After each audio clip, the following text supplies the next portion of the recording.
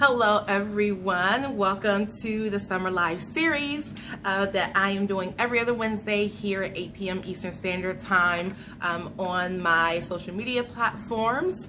This is actually part 2 tonight of a mini relationship series titled Happily Ever Now. So 2 weeks ago we discussed the topic, Are You Ready for Love? You can go back and watch that video just by scrolling through the past videos that I have posted. And then tonight we are actually discussing the topic of no more nights in shining armor. So I'm Sherry Weary. For those of you who don't know who I am the CEO, founder, and empowerment strategist of Weary Consultations LLC. I specialize in equipping women to live boldly in their God-given identity through personal, professional, and spiritual development. I'm the author of 2 books. My first book is a novel titled Walking Through the Pain. My second book is an inspirational novel titled Overcome Pain in 21 Days. You can check both of those out by going to Amazon.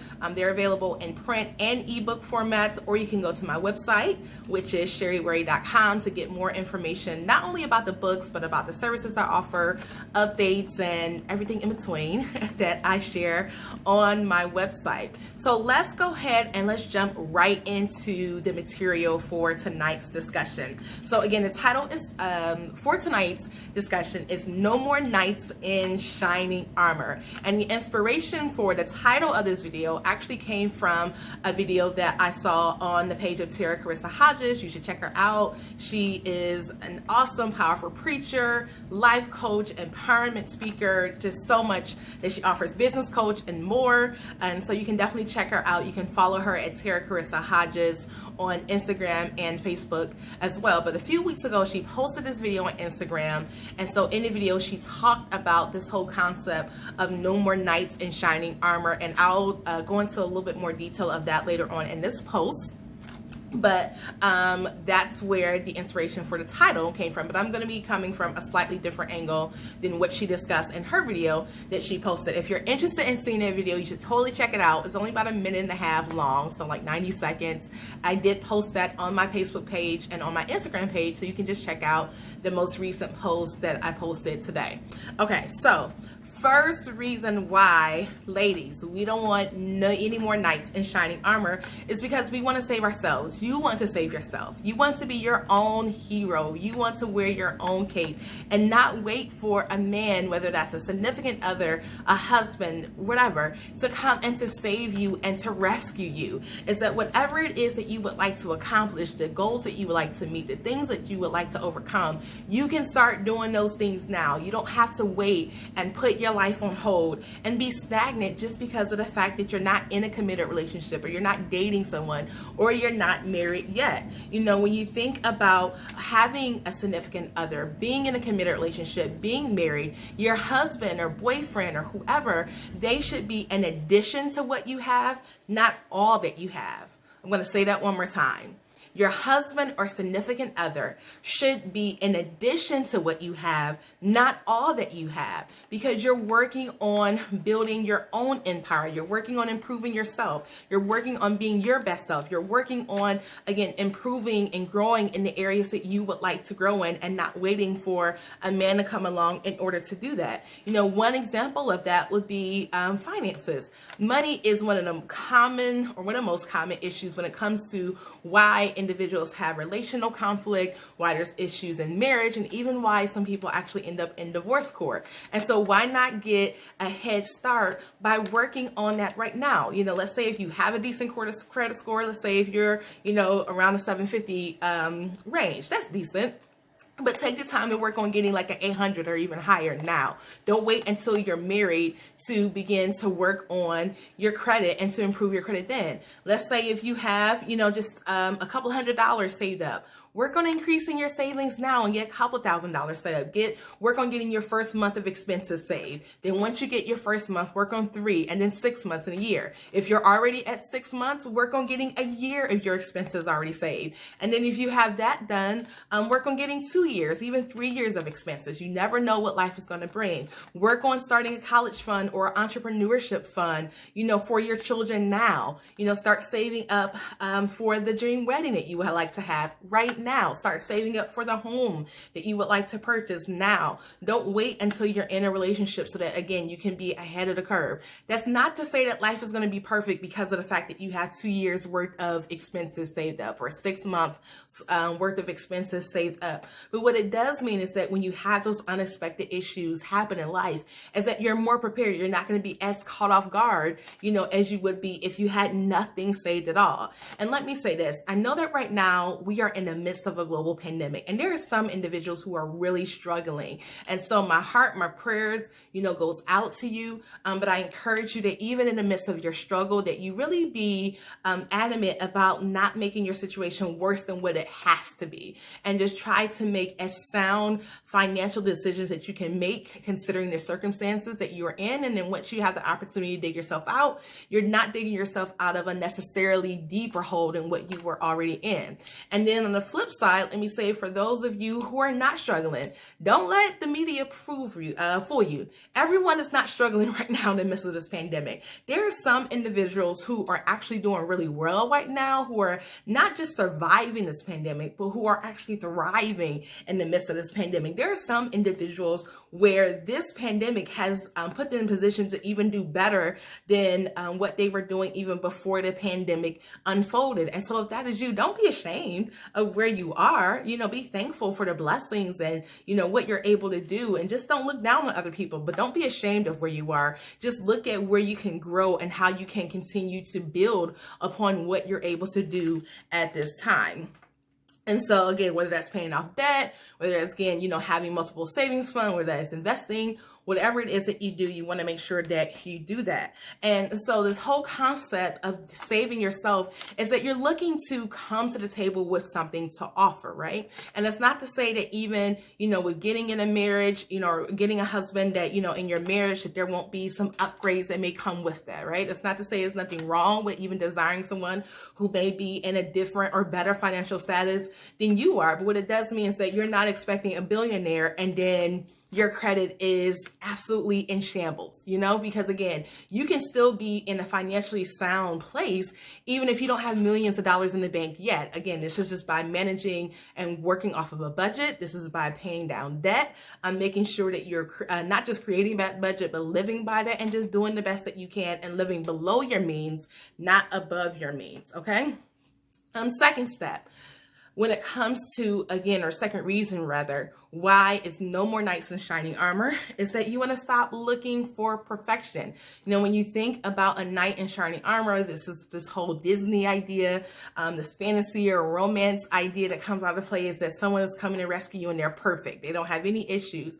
And that's totally not realistic. Everyone, including yourself, has had a past. Everyone, including yourself, including me as well, has made mistakes, and we have areas of growth that we can grow from. And so when it comes to even having realistic expectations, you're not going to count somebody out just because of the fact they've made mistakes in their past. What you look at is not necessarily if they haven't made mistakes, but if they have grown and matured and learned from those mistakes. Someone who has matured and grown from their mistakes is someone who could be a potentially great candidate for someone to build the rest of your life with, as opposed to someone who has made the mistakes and continues to make the same mistake year in and year out. And so they're in the exact same mentality, the exact same space in life they were 10 years from now. And so again, the issue is not someone who has failed or made mistakes. It's about if they have learned from those mistakes. And even then, for someone who has grown and matured from where they used to be, again, you know that no one is perfect because you're not perfect either. And so this is actually related to one of the main points that Tara actually made in her video when she talked about not wanting a knight in shiny armor, because from a warrior's perspective, a knight that was in battle and their armor was shiny, it didn't have any dents, any rust, any dirt or anything on it, that means that they have never been in battle. That means they've never been tested. So that means that they haven't been in a position to actually to grow, to learn, to make mistakes, to fall down and to get back up again. And so when you're looking at someone that you want to build with, is that you need someone who has or it's ideal rather. It's ideal to have someone who has been able to grow and learn and expand their ability to be able to problem solve because of the fact they've already been tested. And so it's okay if they come along and again, their armor is not shining brightly, because again, that just means that they've been to battle and they've won. That means they fell down, but they've gotten back up again, and that they've learned from the experiences that they have had in the past.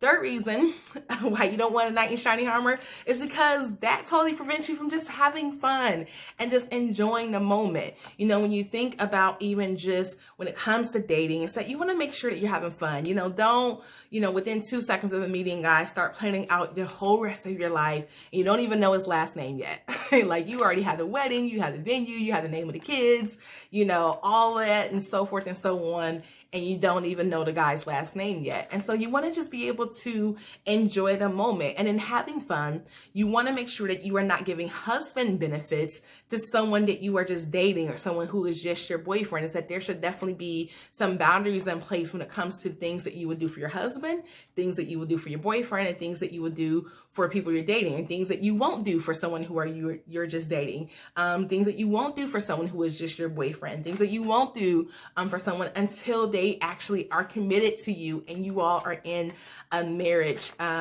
partnership. Okay, and so one example of the things that I have in place is that I don't cook for you if we are just getting to know each other and just talking. Once we're in a committed relationship, then okay, I may, on a birthday or a special holiday or something of that nature, but I'm not going to be cooking for you every day, and certainly, not every week if you're not my husband. Now, when we become married, there's a whole different level of access, and what I give to you is going to be different. The reason why, if I'm just talking to you and getting to know, or one of the reasons why, if I'm just talking to you or getting to know you, that I'm not going to be cooking for you, because that means I have to allow you into my home. That means you know where I live, and I may not want you to know where I live just yet. I'm still just getting to know and see if you're a good person, if you're a person, a man of integrity, if you can be trusted, if your actions line up with what you say. And so until I'm able to, understand and be sure of all that, I'm not letting you into my home so that I can cook for you. And, even if, now once we're in a committed relationship, again, you're not going to be over my house every single day, or every week getting the benefits. So that's something I'm going to get to my husband, and you're not my husband yet. And that's just for me. For some individuals, some women, they don't have an issue with cooking for a guy if they're just talking to them, or cooking for a guy that they are in a committed relationship with and they're not husband. And that's okay. Just, you have to make sure that whatever you need to have in place, that you have some boundaries there and you decide what those boundaries are. So that, again, you're not setting yourself up for heartbreak and for the relationship to fall apart, and you've invested way more than really what you should have mentally, emotionally, maybe even not financially, as well. The next thing, a tip that you can use when it comes to dating, is developing good communication skills.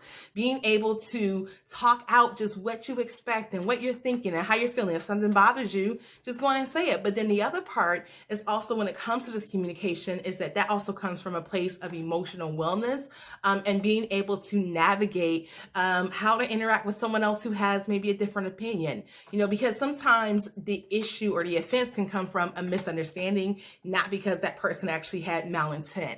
And so that's where communication comes into play, where you're being honest about, what's going on, what you're feeling, but also taking the time to listen and to understand that other person's perspective as well. And so with having good communication skills, that means that you're not expecting someone to be a mind reader. You're not expecting someone to figure out something if you've never mentioned it or never thought about it. You want to make sure, again, that you are communicating, in a way that allows the person to be able to know where you're coming from, and that you're giving them that space to communicate back to you as well. And so just don't play games. Nobody has time for that, okay? Next up is that you want to take the time to heal from your past. And this is going to have a direct impact on your ability to be able to communicate and being able to go out and have fun and just so many other things as well. Don't wait until you're in a relationship to try to heal from the previous one. Don't wait until you're married to try to deal with, issues that that you've had based upon, how you grew up and other relationships you've been in. Is that you want to take the time to heal now. That doesn't mean that you're going to be perfect once you are in a committed relationship, or once you are married, what it does mean again is that you're just getting ahead of the game, and that you're doing the inner work, and that you find contentment in yourself and not looking for the contentment from someone else, because no one else, no matter how great of a man he is and how awesome and wonderful he is, it means nothing if you haven't done the inner work yourself. Is that he can't fill God-sized holes. And so you want to make sure you're taking the time, again, to be content within yourself, that you're taking the time to really commit to growing in your own faith and your commitment to God, because then that's going to make sure that you're not setting this man up to fill a God-sized hole or a me-sized hole, a hole that you should be able to fill on your own. And then again, that the man that comes along is that they're in an addition to what you have, not all that you have. Okay, so we are going to be closing this out. I did get 2 questions that were sent in, so I'm going to answer those anonymously right now, and then we'll close out the session tonight. Okay, so first thing is that our question was that, how do you get over trust issues?